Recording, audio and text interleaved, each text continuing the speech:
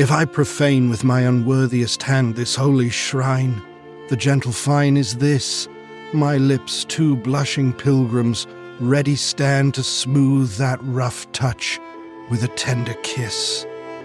Good pilgrim, you do wrong your hand too much, which mannerly devotion shows in this.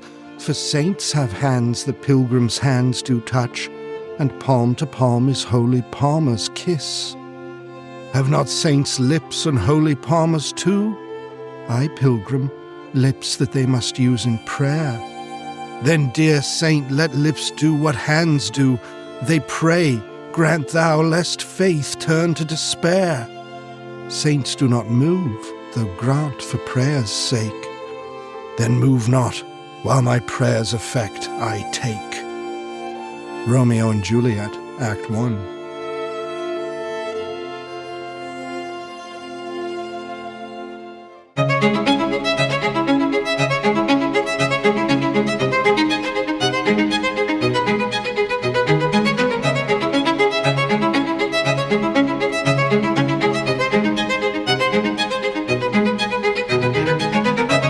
Welcome back to Professing Literature. We're in the year of grace 2024 from Oklahoma City. Professing Literature is the podcast where we look closely at short passages of important works of literature in the hopes of seeing writers in action. We aim to work across literary genres and modes, comedy and tragedy, drama, poetry, and fiction, looking at the dynamics of a passage in order to understand what the author is doing and what is at stake for the work as a whole, the issues that it clarifies, the techniques that are involved. I am David Anderson. I'm a professor of Renaissance literature at the University of Oklahoma in the Department of Classics and Letters, and I am joined by my producer, Mr. Eric Williams. Good evening, Eric. Good evening, David. Is it still dry over there in your corner of the room? Currently is. Where the podcast compound roof is holding out. This, friends, couldn't be a more Oklahoma moment because we're in the middle of May, and if you're from around these parts, you know that May is the season of interesting weather. And if you know anything about Oklahoma or indeed have seen the movie Twister, you have some idea of the interesting weather I'm talking about. So right now we're recording this in the evening, and it's very typical for this time of year in Oklahoma because this afternoon I was out in the backyard at our place. I don't know how it was for you today, Eric, but it was a bright, sunny day, but the wind was really moving. And it was warm, but the wind was blowing hard, and so that can mean interesting things ahead.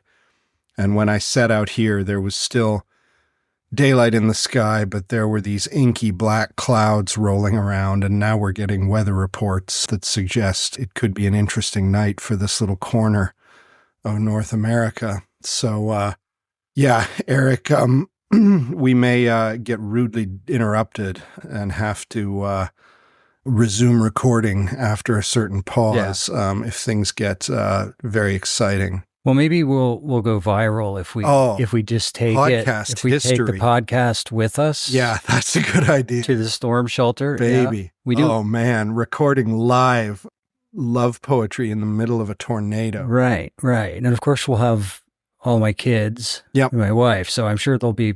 Just think of the insights. Quiet. Yeah. So I've just to give you a kind of to help you visualize this. I've got my phone up with the local weather broadcast. Good. Going. So I'm functioning as a producer and a meteorologist. That's right. Right now. So that's good. Well, that's how many literature podcasts give you this kind of felt experience that all of the listeners' senses are going to be engaged. Yeah. And wondering at any moment if they're going to hear sirens in the background. Yeah. If you do hear sirens and you're not from Oklahoma, it's not an air raid or a fire. It's a tornado warning. So, I'd venture, that we're the only literature podcast that's on this cutting edge.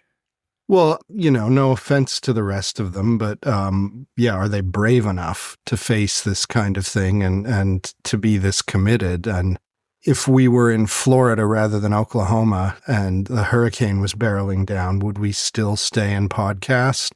Probably not. Right. But, I mean, David, I could kind of see you as that guy that's out there in the middle of the hurricane with just some swim trunks on and, with an American flag or a Canadian flag, whatever you choose. Both. Tie them both. Just standing there leaning into the wind just to prove a point. Well, that is the only way someone can properly understand that it's very windy. If the weatherman has to go out there and look like a fool because the bare reported fact of 95 mile an hour winds. Who not can good enough. Understand that, but see it to believe it. There's some thunder. That's right. So I don't know if that gets picked up, but there was lightning flashing when I came in. The rain hadn't started, but I'm going to leave it all in. I'm not going to edit anything out. Our listeners want the raw. thunder. Yeah.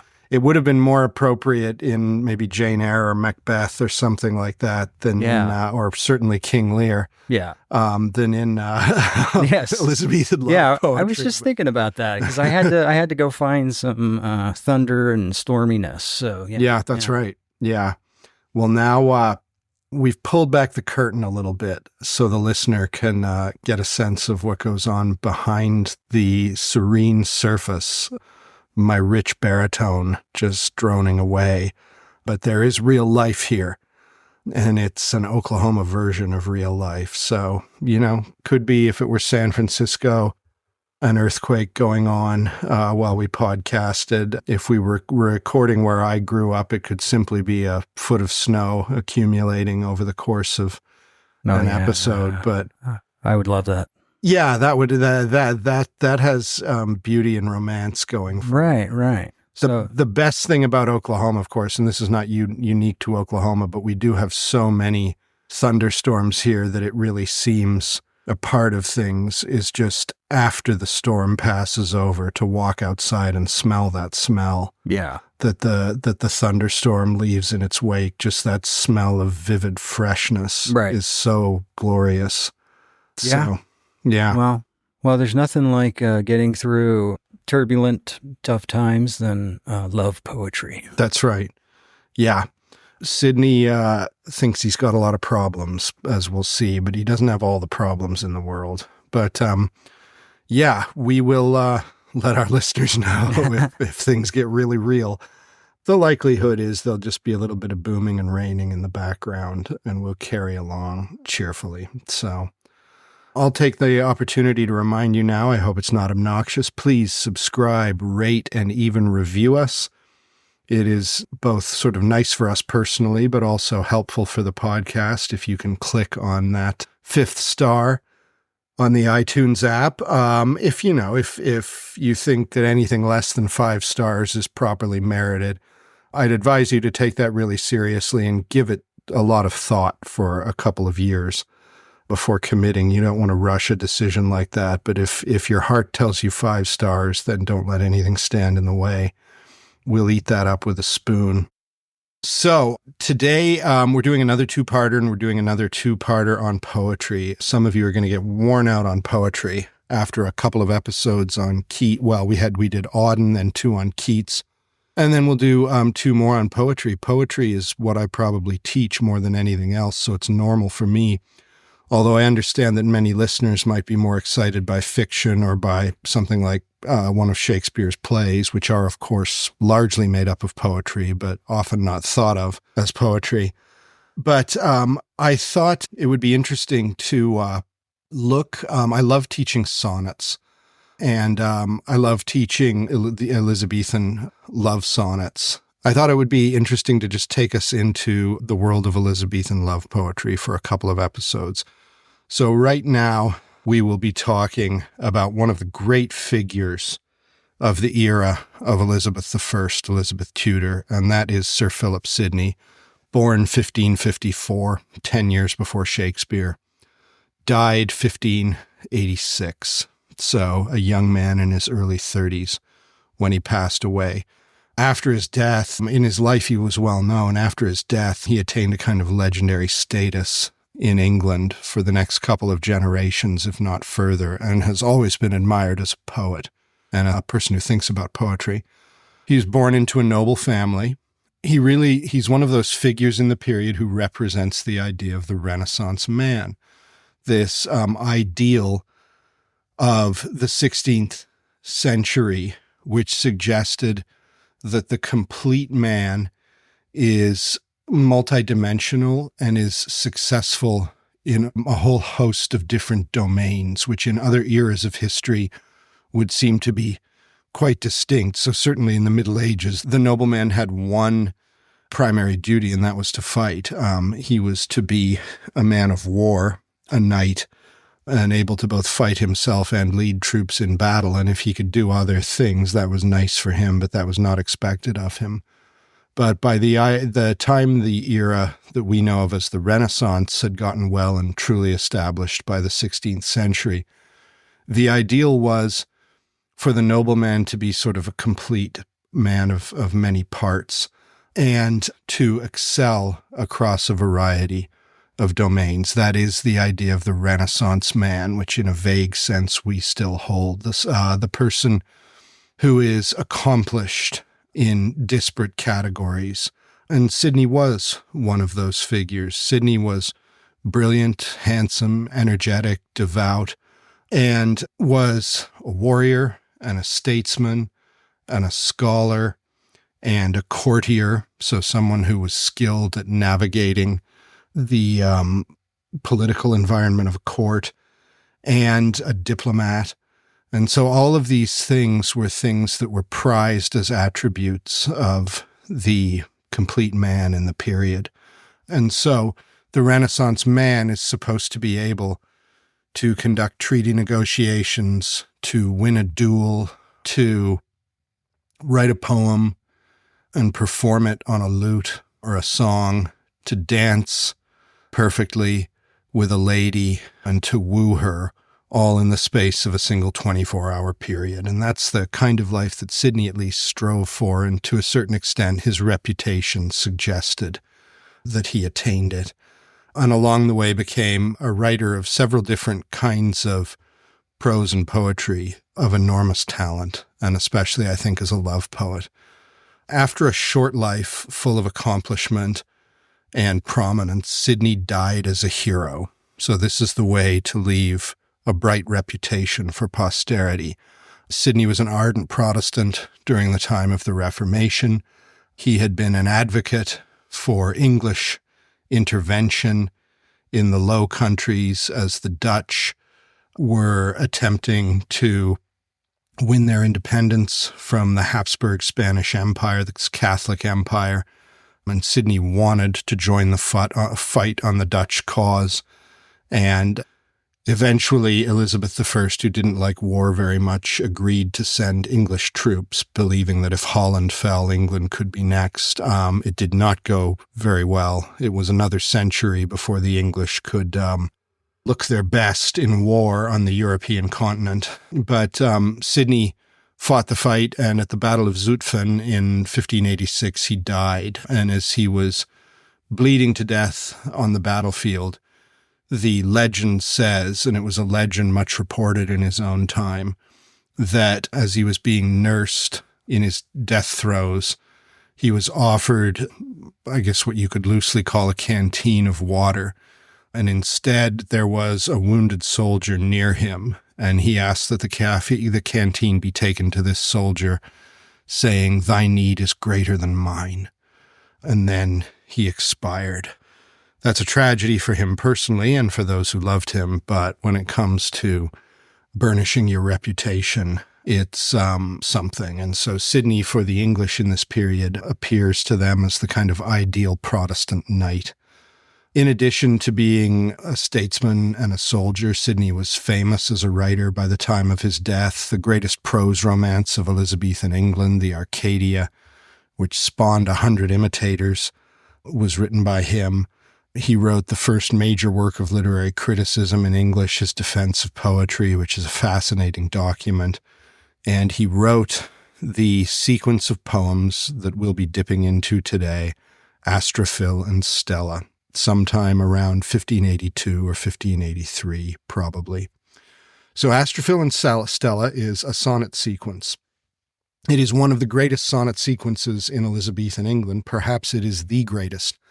And that's a heck of a thing to say, given that another of those sonnet sequences was written by a man named William Shakespeare. So what is a sonnet sequence? Well, we've discussed the sonnet way, way back in the depths of Professing Literature history when we talked about Milton and his wonderful poem, When I Consider How My Light Is Spent. By the time Milton took on the sonnet, you could, and Milton proved this, write about anything in a sonnet. But when Sidney was working, the sonnet was still mostly identified with one subject, and that is romantic love. And so we're getting close to the origins of the form, at least in the English language. The sonnet, going back to its birth in Italian poetry, was for the subject of love. But my point is that it's love of a very particular kind. It's romantic love of a very particular kind. We will look more closely at that. But an indication has already been given at the top of the episode in the little opening recitation I did, which I'm sure some of you recognized even before I got to the title as being from Romeo and Juliet. It's one of the most famous moments in Romeo and Juliet. At the Capulet ball, when the two lovers encounter each other for the first time and are immediately smitten by one another, and they fall into this highly stylized conversation that is, in fact, a kind of sonnet, a particular kind of sonnet. So their conversation, you may have noticed the rhyming: hand, this, stand, kiss, much, this, touch, kiss. Then the rhyme scheme continues on from here. What Shakespeare is giving us is dialogue in the form of a sonnet. And that tells us something about the love that Romeo and Juliet are entering in upon, which is the love of ecstatic, all-encompassing, burning passion in a highly idealized form. And we can see the idealization all over this bit of sonnetized dialogue that Romeo and Juliet speak of, because it's full of religious language and imagery. You know, Romeo is talking about touching her with his hand, and if the hand is a profanation, then his lips are ready to kiss her hand, as though to expiate what he calls his rough touch. Juliet refers to him as a pilgrim and plays upon the word palmer, which is a word, a synonym for pilgrim. And pilgrim, of course, I mean religious pilgrim, one who goes carrying a palm branch in some cases to the site of pilgrimage. But of course, it's a nice word to use when you're referring already to the hand. And Juliet is saying it's okay to simply touch hands, for a pilgrim is to kiss. But this, she knows that Romeo is not satisfied with this. She wants to kiss properly. And so she's playing the role of the sort of reticent woman who's not trying to egg him on, but in doing so is very consciously egging him on. And he's playing the role of the ardent, all-consumed lover who can't stay away from her. And they're both, as the poem form shows, in complete sync with one another. And their expectations are aligning because we see this because they're rhyming off of one another. So it's not just the fact that we will later see their love become solemnized and that they will get married for that short little time, but that they're lapsing into poetry as they're speaking.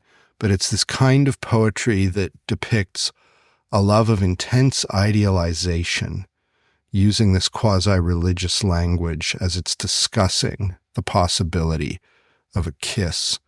Shakespeare doesn't choose the sonnet form by accident there. He chooses the sonnet form because, as he himself knew as the writer of many sonnets, the sonnet in this period is the poetry of idealized and generally, not in the case of Romeo and Juliet, but so often, idealized but also unrequited love. So let's get into this.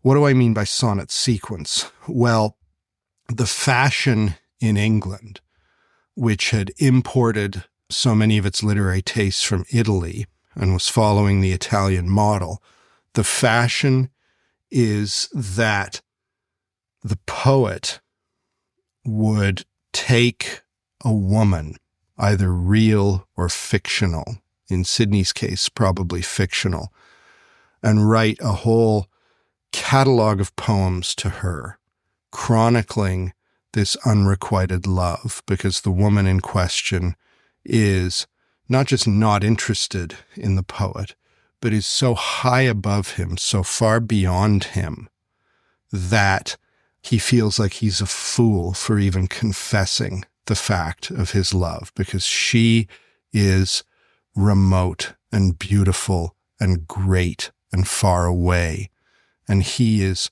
unworthy but consumed with passion for her. And so one sonnet isn't enough. The poet has to write whole stacks of sonnets in order to express his love for the woman. And so in the case of Sidney's sonnet sequence, he wrote more than 100 sonnets. Shakespeare in his sonnet sequence will write more than 150.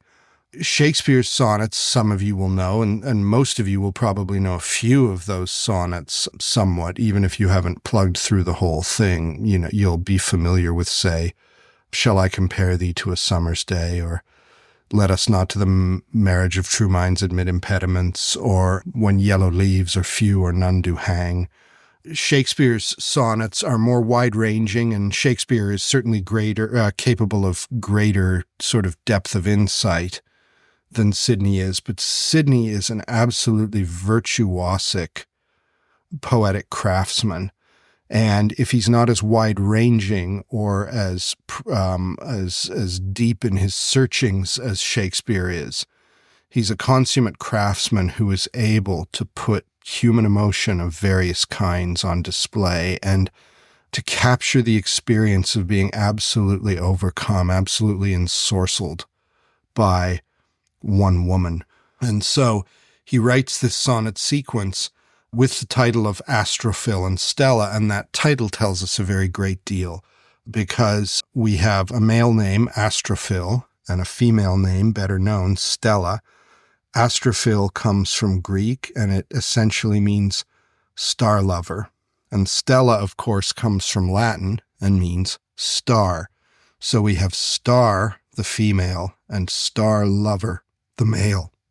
To give these names to the individuals concerned in this poetic sequence, this, as I say, stack of more than 100 sonnets, is already to tell us something about what's going on. Because the star lover may love the star, but the star is so far above him that it is unapproachable. The star is beautiful, but it can only be gazed upon at a distance. In other words, the star cannot be a real woman in the way we understand. She has to be a kind of demigoddess. And that's how Astrophil in these poems construes his Stella, that she is so high above him that it's a kind of effrontery for him to even love her. But what can he do? He's overcome with love. And so in certain poems, he tells us about how he's wandering around the court where all these fashionable people are, the court where he used to move with confidence and assurance, but now is unshaved and has black circles under his eyes and has, his garments are sort of have become slovenly because he is so consumed with love that it's almost like an illness. And so he is, he says, in dark, abstracted guise. And so she has sort of ruined him for life or for living, because all he can do is think about her, about this woman who probably doesn't even know his name. We get the sense in Astrophil and Stella that she has a little bit of vague awareness who he is as a man who's wandering around the court, but doesn't spend 5 seconds a week thinking about him. And he knows this, but he can't think of anything else but her. So this is the love poetry of obsession, but of idealized obsession, that, as we say in our parlance, puts the woman on a pedestal. And so that makes these poems something very grand, but also sort of artificial, and they're self-consciously artificial. Sidney is very much aware of the kind of psychological problems that follow when one idealizes a woman to this extent. It's not healthy. It's not true. However beautiful and accomplished she is, however many other men love her, she's a person. And persons don't belong on pedestals, both for our sake and for theirs. They belong on the same level as us, where we can meet them eye to eye, whether they love us or not. But Sidney plays in to the grandiose idealization of the subject. And this is the tradition he's experimenting with in this sonnet sequence.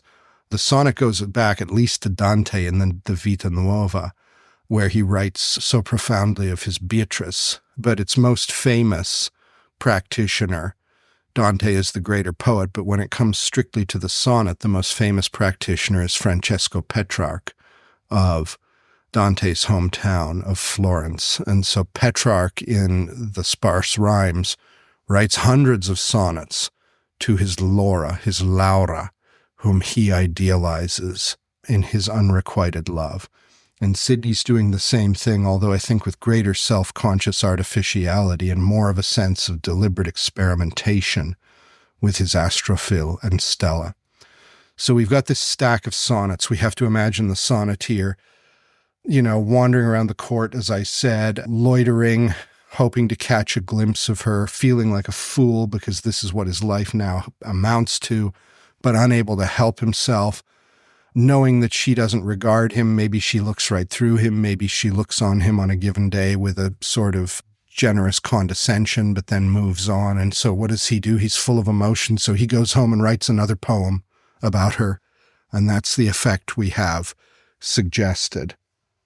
Okay, so little weather update coming in. Things are interesting in the great state of Oklahoma. They're not interesting in a troubling way right in this neighborhood right now, but there have been strong winds around here. So again, you come for the literature, you stay for the weather updates on Professing Literature.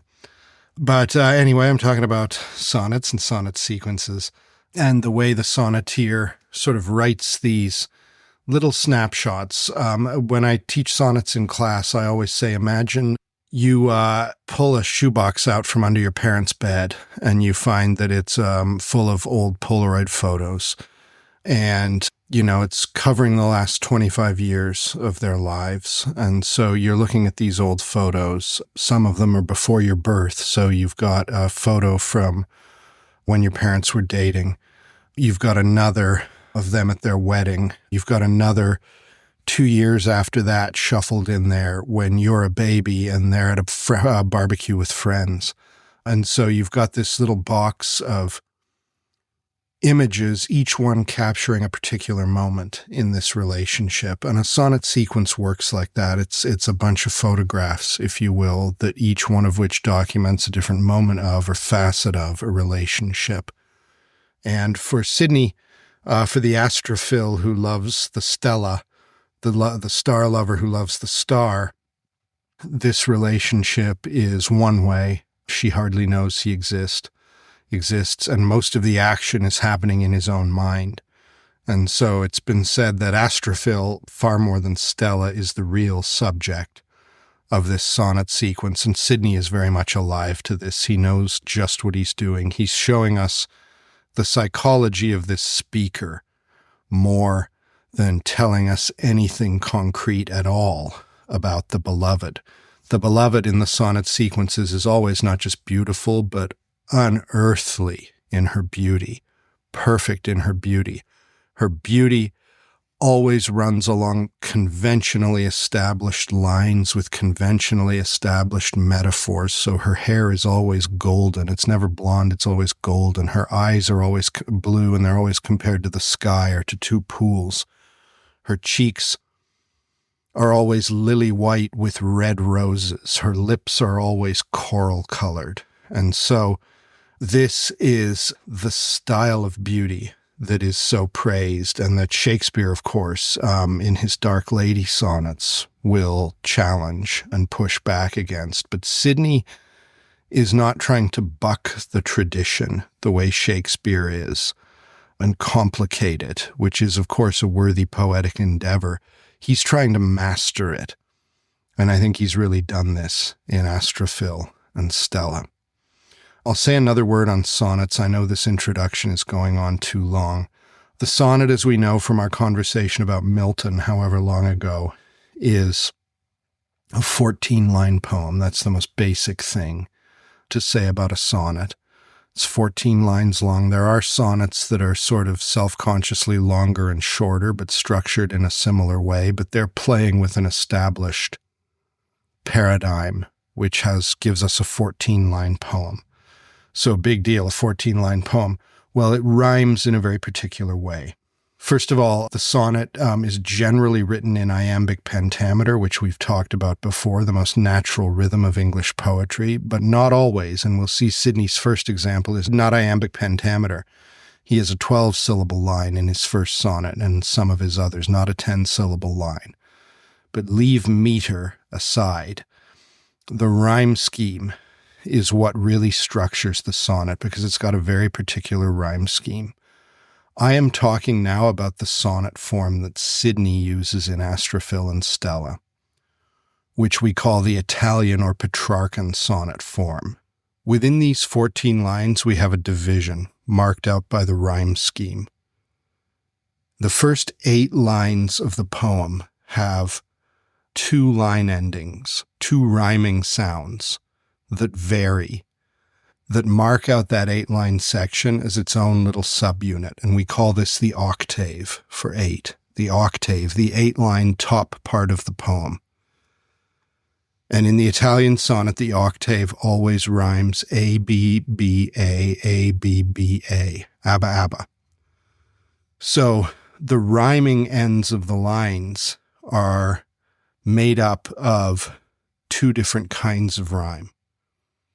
And then after the octave, we shift and we have 6 lines that follow that we call the sestet.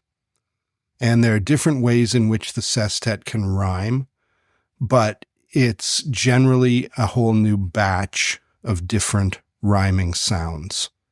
And it can be, we would say, CDE, CDE, or CD, CDEE, or CDD, CEE, or something like that. But it's got different rhymes than what the octave has. So we've got an 8-line chunk of this poem and a 6-line chunk of the poem. And so that's just a matter of fact, and it might seem like it means nothing to you, and I wouldn't blame you on the face of it if it seems like it means nothing to you. What's the big deal? So there's some, we've got a poem here, and there's some common rhyme ends or rhyming sounds for the first part of the poem, and then some different ones. So big deal. Well, a good poet uses this. He doesn't just find words that rhyme according to the traditional pattern. He uses the fact that we're moving from one set of sounds to another set of sounds to generate meaning within the poem.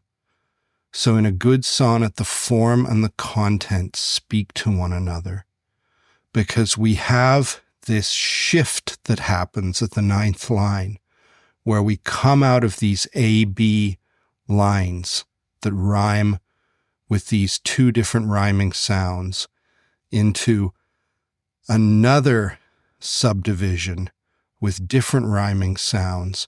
And so the poet uses that transition to do different things within the poem thematically. We've got this slightly longer chunk and this slightly shorter chunk. And so there is dynamism here within the poem as things change. At the 9th line, where we have a whole new different set of rhymes for the line endings, is usually referred to with the phrase, you sometimes see this in poetry and especially in sonnets, the turn, or in Italian, the volta, the turn. In the 9th line, generally, in accordance with the rhyme scheme, something happens within the poem to shift it. In other words, and this would be so much easier if we were all in a room together and I had a whiteboard, but after the octave, a subject has been established. And in the sestet, the 6 lines that finish the poem, different things can happen. The subject has been established in the octave. It can be concluded in the sestet, or it's been established in the octave, and then the poet can use the sestet to complicate it and to say, well, I know I said that, but actually you have no idea how big a problem this is. Or I established this issue in the octave, but in the sestet, I'm going to explain why I can't get any handle on it and I can't understand it. Or even something like, I established this subject in the octave, but in the sestet, I'm going to admit to you that I'm really acting in bad faith and I don't really mean what I'm saying. So different things can happen, but they happen across this turn in the poem from the 8-line piece to the 6-line piece. And so Paul Fussell wrote a wonderful book 50 years ago now, Poetic Meter and Poetic Form, who understands these things so intimately. It's a great little book if you're interested in this. It's highly readable. He talks about how in a sonnet, the octave builds up the pressure over these 8 lines, and the sestet releases the pressure in one way or another by saying, oh, I didn't really mean what I was saying, or this applies to me, but it doesn't apply to you because you're not crazy enough to love like this. Or, oh, I love her so much in the octave, but I can never have her in the sestet. Paul Fussell likens this to breathing, to inhaling and exhaling. Notice when you breathe, the inhale takes longer generally and involves this buildup of pressure. The exhale is a release, and it takes a little bit less time because we've got this more pressure pushing the air out than, we don't usually inhale as quickly as we exhale. So even in breathing, he suggests this little off balance. We've got this dynamism within the poem, which means a good poem is alive because stuff is happening across it. So having said all that, let's dive in to a couple of few sonnets from Astrophil and Stella. I did the little song and dance from Romeo and Juliet off the top just to establish the idea of sonnets and the idealization of obsessive romantic love that they detail. And now we'll see Sidney in action. First, we're going to look at the opening introductory sonnet to Astrophil and Stella, which is the most famous. If you've taken a 16th century literature class, you have studied this poem. If you haven't, you should sue your instructor for malpractice because this has to be on any syllabus. It should be on the syllabus of most just straightforward poetry classes probably, but this is very famous and it's famous for good reason. One note about this poem before we begin. This is our introduction to the sequence. It is not written in iambic pentameter. I said that iambic pentameter is the norm for the English sonnet. And it is for Sidney also, but some he's written in what we would call iambic hexameter. So a 12-syllable line, 6 iambs, and this is one of them. So these lines take a little longer, 2 syllables precisely, to deliver. And so this gives the poem a slower feeling than a typical sonnet, a more methodical feeling. And this suits Sidney's subject in this first poem because, as we're going to see, he's talking not just about Stella and his love for her, but the writing process and what it entails. So I'll read the sonnet, then we'll talk about it, then we'll move on. Bang, bang, bang, bang. Sonnet number 1 of Astrophil and Stella. Loving in truth and fain in verse my love to show, that she, dear she, might take some pleasure of my pain. Pleasure might cause her read, reading might make her know, knowledge might pity win, and pity grace obtain. I sought fit words to paint the blackest face of woe, studying inventions fine her wits to entertain, oft turning others' leaves to see if thence would flow some fresh and fruitful showers upon my sunburnt brain. but words came halting forth. Wanting invention's stay, invention, nature's child, fled stepdame study's blows, and others' feet still seemed but strangers in my way. Thus, great with child to speak, and helpless in my throes, biting my truant pen, beating myself for spite, fool, said my muse to me, look in thy heart and write. So what a beginning. Man, here we go then. In the octave, Sidney establishes the problem. And the problem is, or the issue is, that he wants to write about his love, because he says in the opening clause of the poem, loving in truth. So in other words, he's saying, sincerely loving this woman, I wanted to write about her. Now, I'll say as an aside, we don't know if this is absolute fiction. It is very much the fashion for ardent, complex, interesting young men of parts in the Elizabethan period to have an idealized lover they are known to dote upon. But oftentimes this would just be a sort of pose that they would strike. And they might have other women they were interested in or pursuing or even married to, but they're striking this pose because it's a fashionable pose to strike, that I'm eating my heart out because of so-and-so. And there is some biographical suggestion that Sidney was in love with a young woman named Penelope Devereux, who was at this point the wife of another man, so was lost to him. And so maybe he was truly eating his heart out, and that Penelope is our Stella. And there's, my hunch, for what little it's worth, is that there's a tinge of this in Sidney's poem. But really what he's doing is an exercise in which he is showing that he is a maestro, not making a genuine heartfelt confession to us. But leave that aside. That might ruin it for some of you. For me, it's fascinating. And I admire so much that even if there is very little blood in this for him, he's showing, I can do this over the course of more than 100 poems, and I can do it beautifully. So loving in truth, really loving this woman. In other words, reader, I mean it. And fain, truly wanting to show my love in verse. So wanting to write about my love in a poem, that's the initial issue, is that I genuinely love this woman and I really want to talk about it in poetry.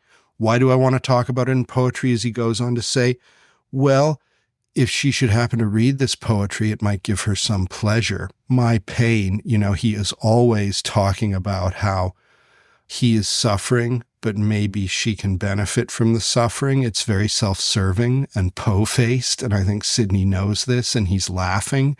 The idea of, this young man who loves the woman so much, but she hurts him by disregarding him, but he is good for it. He will take the hurt. He will take the arrows because he loves her so much, and the implication that we're supposed to get between the lines is how cruel she is for not giving him what he deserves because he's suffering for her.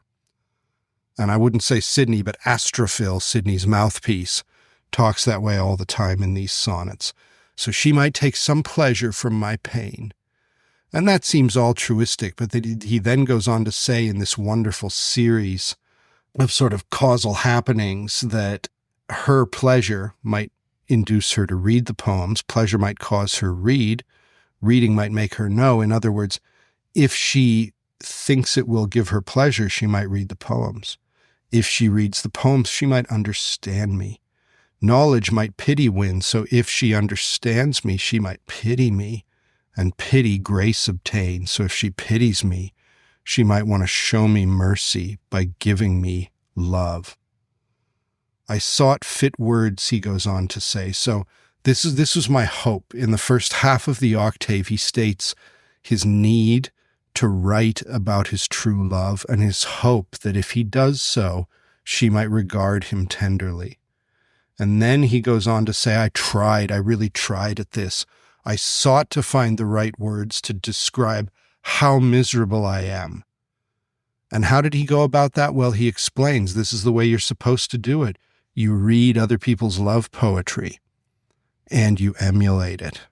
And of course, this is what Sidney does. He's a brilliant reader, and that's intimately connected to the fact that he's a brilliant writer.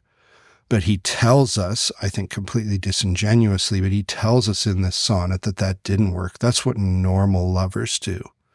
They read a bunch of love poetry and then they try to write like Petrarch.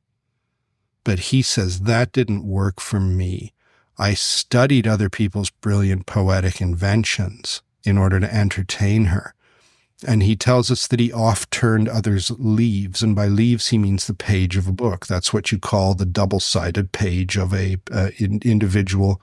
Double-sided page of a book is a leaf. And so I oft turned others' leaves to see if turning the leaves I could get a little bit of refreshment for my brain. So he moves from the idea of a leaf of paper in a book to the image, to the metaphor of, imagine you're standing under a tree after it's rained, which Eric and I will be able to do in probably about half an hour here. And you just sort of shake the branch and you get that shower of raindrops on you because the raindrops have collected on the top of the leaves. And if they're jostled, they come off. And so he says, that's what I was doing. It was like in turning these people's leaves, their pages, it was like I was jostling the leaves of a tree so that this cool water could fall upon me because my brain is so heated, it's sunburnt from standing in the light of her presence. And if I turned the leaves of these other poets, I would get a sort of soothing inspiration on my own brain. If I do that, I'll be able to write about her. If I'm able to write about her well, I'll be able to impress her with how much I'm suffering for her, and she might have pity for me. And to take us back to the initial clause, this is all good because I really love her. So this is all that he's doing in the octave. And then in the sestet that follows, we have that first 8-line piece, and then we have the sestet. And he tells us exactly what he's doing with the word but, which begins the 9th line. And so I use the word turn or volta, and the most common way to overtly signal a turn in poetry is the word but, or maybe yet, or maybe another conjunction you could use, although, or since, but is the most famous. So he's telling us in the octave what's going on, that in order to get her attention so that she might return his love, because he really loves her, he's trying to write and he's trying to study other people's works in order to do it. But, and so then he's going to explain in the sestet both why this strategy failed and what the correct strategy might be. And in doing so, he's trying to make himself look good. And again, I don't think that Sir Philip Sidney is silly enough to be talking seriously here. I think this is Astrophil talking, and Sidney is enjoying himself. So what's the problem with the course of action he lays out in the octave that is signaled with this word but? Well, he'll tell us. Words came halting forth, so limping. The words limped out. They didn't run fluently, smoothly. Why, he says? Because they wanted invention's stay. And for invention here, we might use a word like inspiration, but they wanted to be propped up by creativity, invention. Stay means support, and he didn't have the support of invention. And so his words were limping forth. So in other words, he's suggesting his words don't have crutches, because invention would be the crutch for the word that would allow them to move more quickly in spite of their impediment. But they're wounded words and they're limping, and they don't have invention to support them. And we've already seen Sidney sort of string together series of clauses in this poem already. Pleasure might cause her read, reading might make her know, knowledge might pity win, pity grace obtain. He's doing the same thing in the sestet, but he's moving even quicker. So he's accelerating the pace through the sestet. And he does that a lot in his sonnets, as we'll see from the other ones. And the effect is really brilliant because he gives us a sense of moving faster and faster and faster, and then it's deflation, or then it's subversion, or it's an unexpected conclusion, or a rebuttal that comes at the very end of the poem. But it has this strong effect because he's moving faster and faster. But words came halting forth, wanting invention's stay. So I've explained that line. Invention, nature's child, fled stepdame study's blows. So what's he saying there? Well, he doesn't have invention. Invention is supposed to be nature's child. In other words, you're supposed to be naturally creative. But if you're not naturally creative, or if your creativity is small and weak, then study is the stepmother. Even though your creativity is a natural gift, Sidney suggests, it can be nurtured by the stepmother of study. So your invention can be enriched and nourished by study.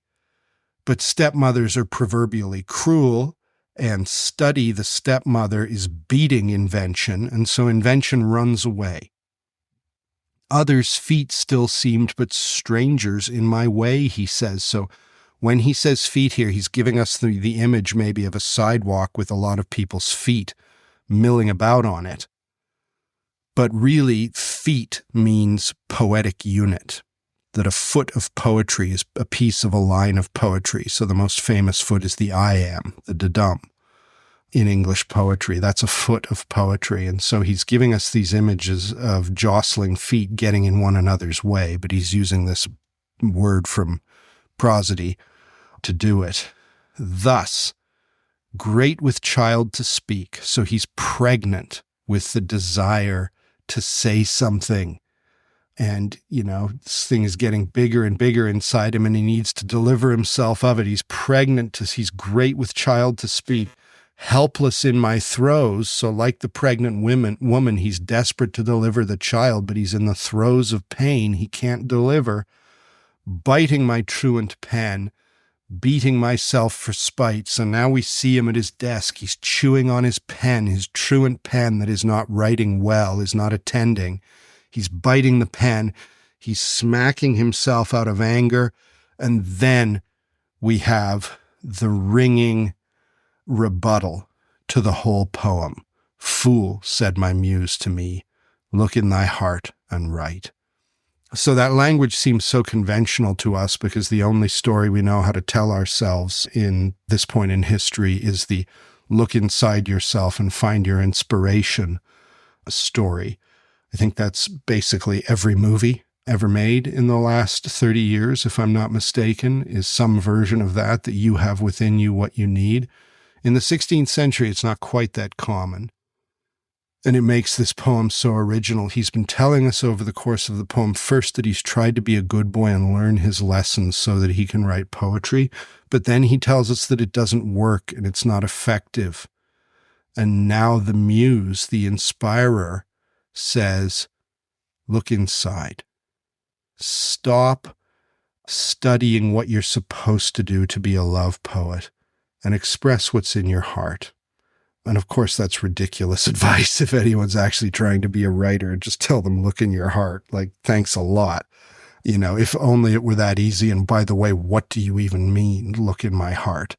But of course, we like the sound of this, and Sidney likes the sound of this. It makes for a very effective poem because he's built this thing up. Like Fusel says, pressure is building up in the octave of the poem. In the sestet of the poem, it seems like the pressure is continuing because his plan is not working until we get to the very last line. And Sidney loves to save a lot of action for the very last line, where this other voice speaks, this other woman speaks, but it's not the beloved, it's the muse, who says, first of all, you're a fool, and here's what you do is look within. What this is doing, this poem is brilliant in its own right, as a little sort of miniature piece of jewel smithing. It's brilliant in its own right, but it's a brilliant beginning to the sonnet sequence because it's the speaker telling us, this is for real, you guys. Other people construct these, as John Donne says, we'll build in sonnets pretty rooms. Other people construct these painstaking works of craftsmanship, but I'm just going to be authentic and tell you what I feel. And it won't be, whatever these sonnets are, they're not the product of a sort of artificial process of study and experimentation. They're just genuine. Now, again, I think Sidney knows exactly what he's doing here and is smiling the whole time because this is how lovers sound. I don't think he's so gullible as to believe his own press, that he really is, doing something that's just simple authenticity, as though he's the Kurt Cobain of poetry, just saying the raw truth, not, catering to all of these artificial forms. But of course, that's exactly what he's done. He's just shown us a virtuosic example of the sonnet, which is this highly crafted, self-conscious art form. But that's the first sonnet in Astrophil and Stella, this claim of authenticity, that I'm writing for real, and I really mean it. She's too high for me to just pretend I can approach her through stereotypical, conventional means. I have to say what I really feel, and maybe she'll take pity on me if I do. Sonnet 5 is wonderful.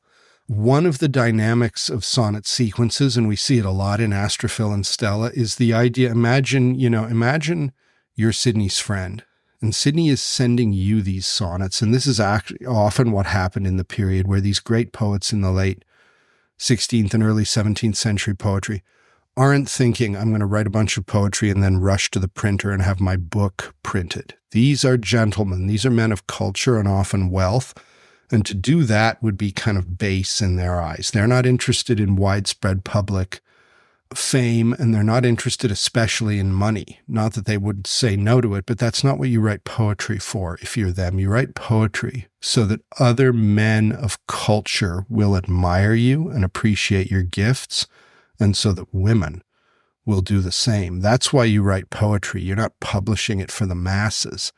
And so Sidney is writing for a small coterie audience of like-minded people. And so part of what we're to imagine here, it's as though one of his friends is seeing his poetry. And, oh man, you really love this girl, don't you?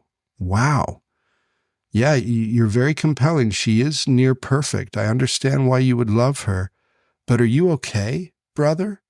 And so there's a sense, as sonnet follows sonnet, sometimes of Sidney being challenged by the reader, who says, look, man, falling in love is a fine thing, but I think you need help. You need to talk to someone because it's getting obsessive. And it's not that healthy for you to do this. As though you're the girl in high school who has all her friends concerned because your love for so-and-so seems to be all-consuming. And so from your perspective, it's absolute and inescapable. From their perspective, they're all wanting to talk to you and say, look, is this healthy? Is this good for you? Is he good for you? Maybe it's time to forget about him. And so Sidney seems to be having those background conversations, and some of his poems are on that theme.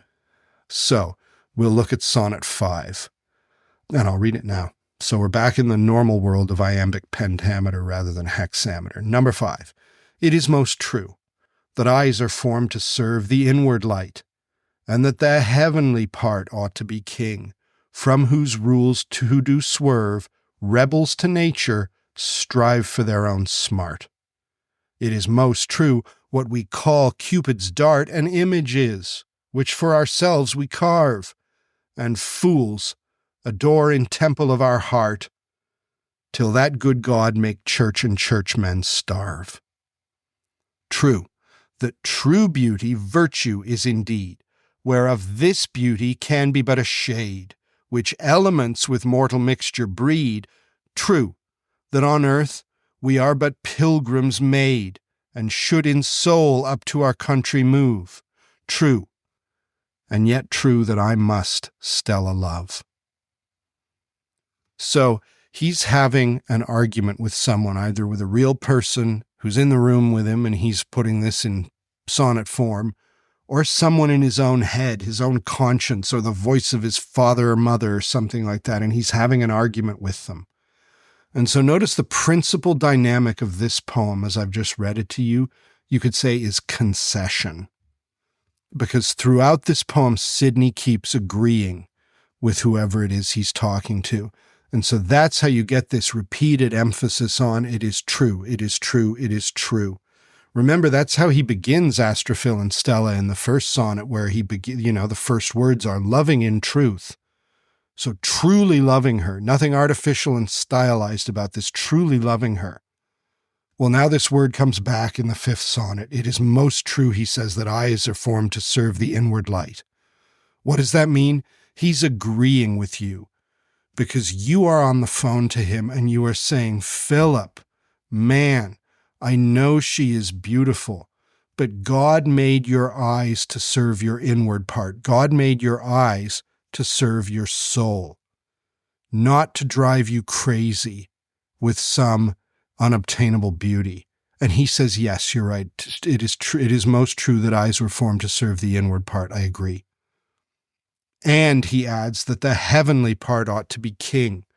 This is both good Christian and Platonic wisdom, right? Plato tells us that the higher passions and the baser passions are both supposed to be ruled by the proper rightful king who is reason. That should be the ruler of you. The heavenly part of you, the soul ought to be in charge, not the body, or to use psychoanalytic terminology, the libido or something like that, the flesh, to use Pauline technology or terminology. No, the heavenly part should be king. And if it's not king, things are bad, he says, because to swerve from the rules of reason is to strive for your own smart. It's to work for your own punishment, for your own whipping. And so he is saying, yes, you're right. You're telling me all this. You care about me.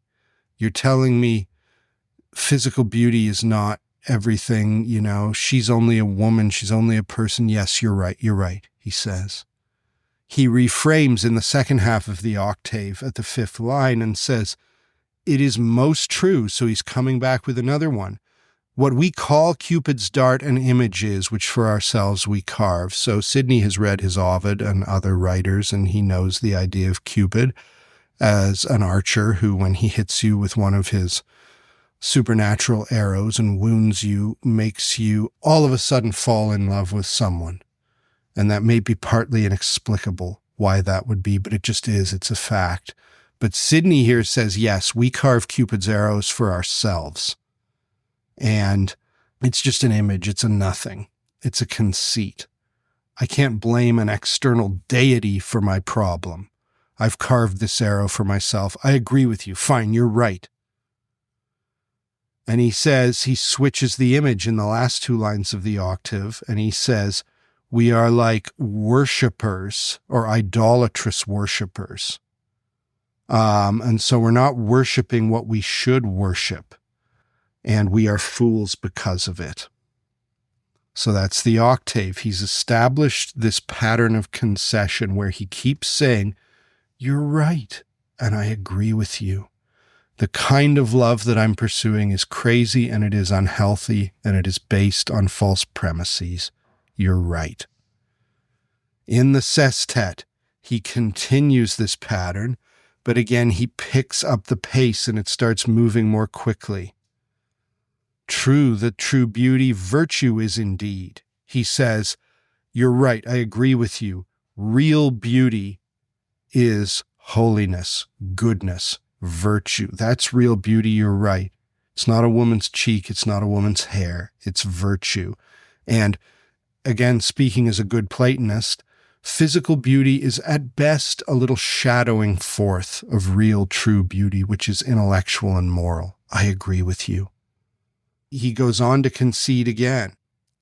True that on earth we are but pilgrims made, and should in soul up to our country move. So he's confirming this is Plato's symposium here. We are not at home on this world, we're moving through this world, and our soul should be ascending. It shouldn't be orbiting around one person. So again, to read the sestet, true, that true beauty virtue is indeed, whereof this beauty can be but a shade. I agree with you.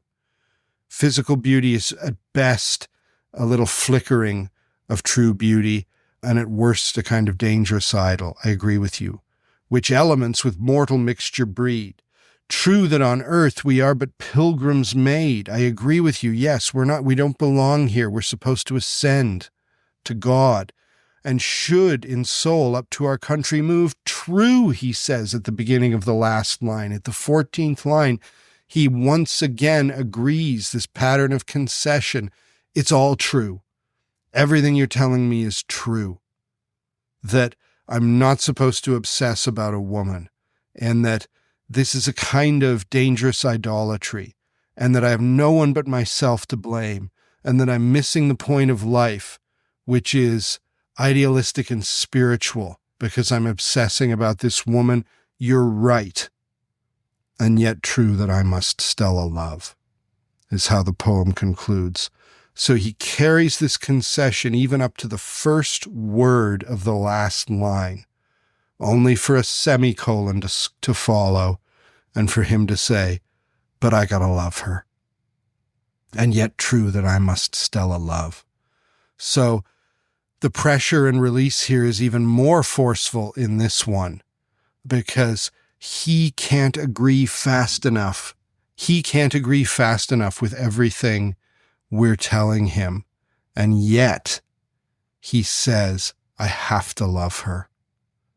And finally, one more poem, and I'll try to make this quick because I know how much clock I've burned. This is 47, and it's doing some similar things in its own way, but it's just another wonderful poem. So without further ado, what, have I thus betrayed my liberty? Can those black beams such burning marks engrave in my free side?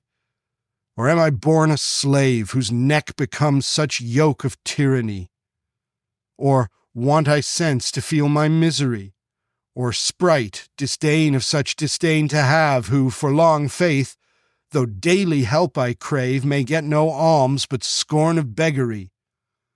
Virtue awake, beauty but beauty is. I may, I must, I can, I will, I do, leave following that, which it is gain to miss. Let her go, soft, but here she comes. Go to, unkind, I love you not. Oh, me, that eye doth make my heart give to my tongue the lie. Okay. So this is a little bit like the last poem, and it's a little bit like itself. In this poem, the poet is bucking himself up. Imagine a young man, and maybe you've been this young man, or maybe you've been a young woman in this position who for X number of months has been in torment over the beloved, this person who barely knows you exist. If that is true, you're not going to be in a steady state emotionally. You're going to go through cycles and moods. And, imagine you're in the 9th grade and you're looking at some perfect, idealized object of desire, and you've been doing so for month after month. There might be days where you feel a little resentful towards them. And by the way, it's inappropriate because it's not their fault they don't feel the way you want them to feel.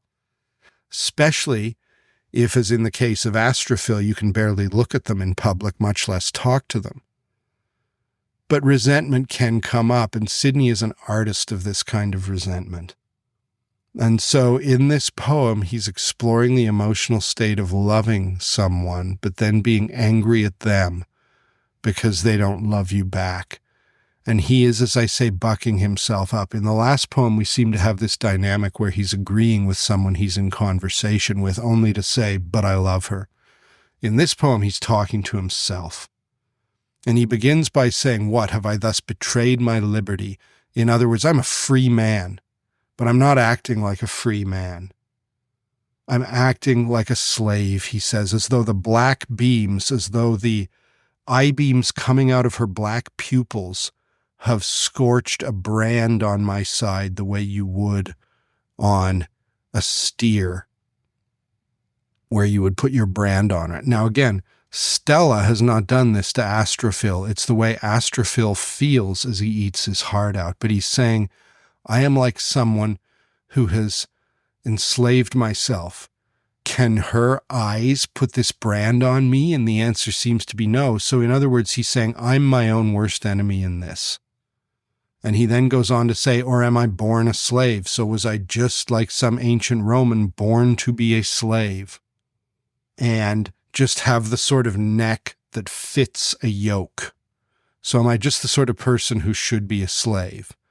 Or, he says, am I without sufficient feeling? Now, obviously, this is not true because Astrophil is very good at feeling things. But now he's telling himself, maybe you're really desensitized because you're in hell suffering over this woman.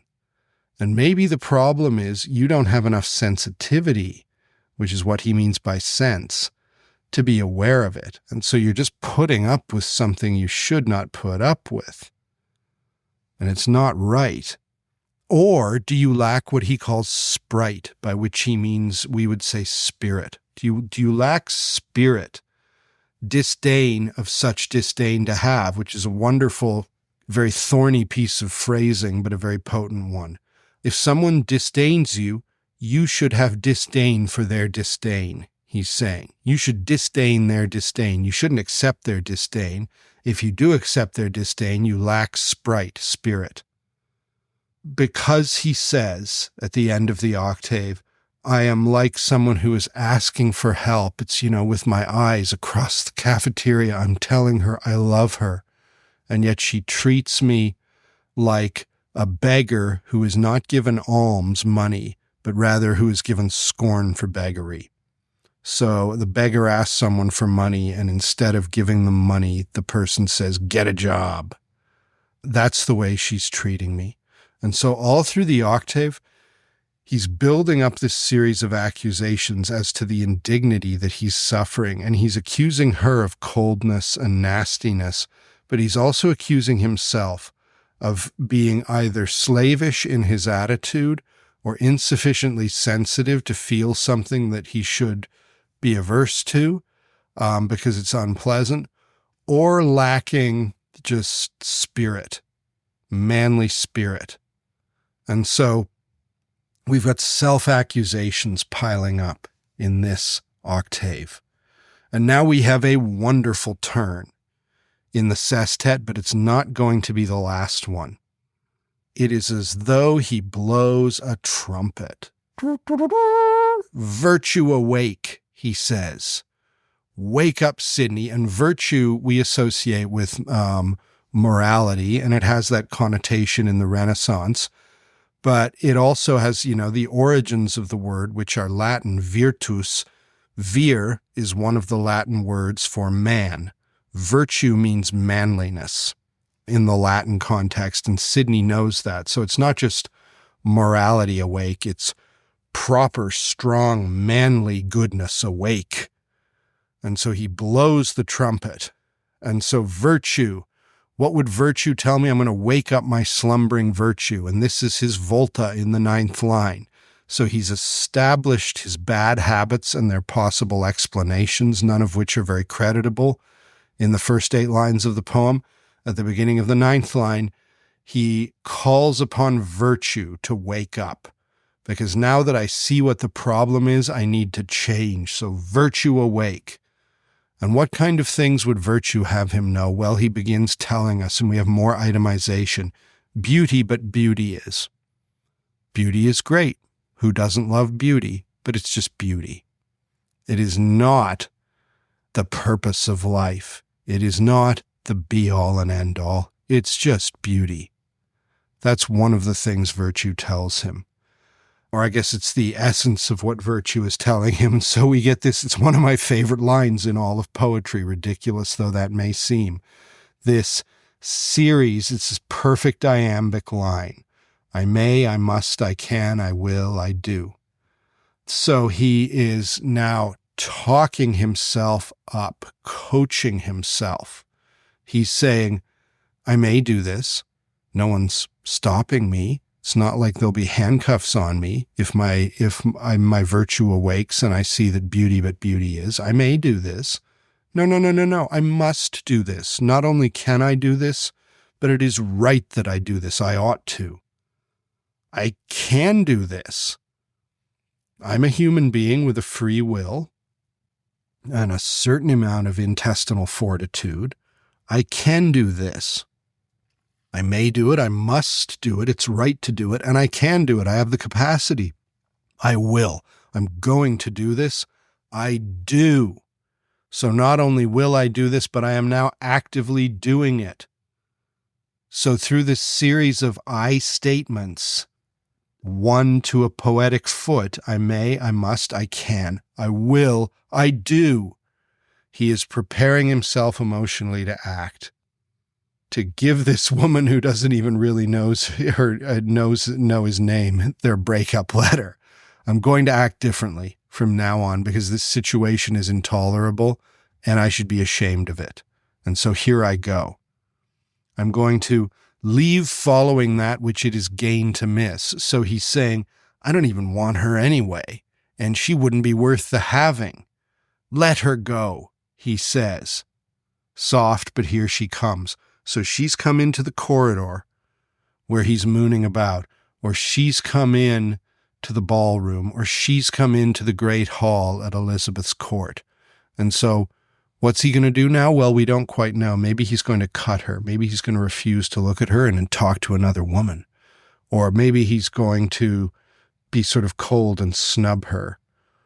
She says, good evening, Sir Philip. And he just says something, very grand, like we'd see in a movie where he just says like, madam, and then moves on. Maybe that's what he's going to do. Or maybe he's going to tell her, I know you've been leading me on, but I'm not having it anymore. But soft, quiet, here she comes. And so what's he going to say? He's going to say, go to, unkind, I love you not. I'm not interested. Oh me, that eye doth make my heart give to my tongue the lie. So to give someone a lie, the lie is an old phrase, and it can mean a couple of different things, but what it means here is to rebut. And so he has prepared this little speech for her. And maybe he's even gotten the first few words of it out. And then he sees her eyes.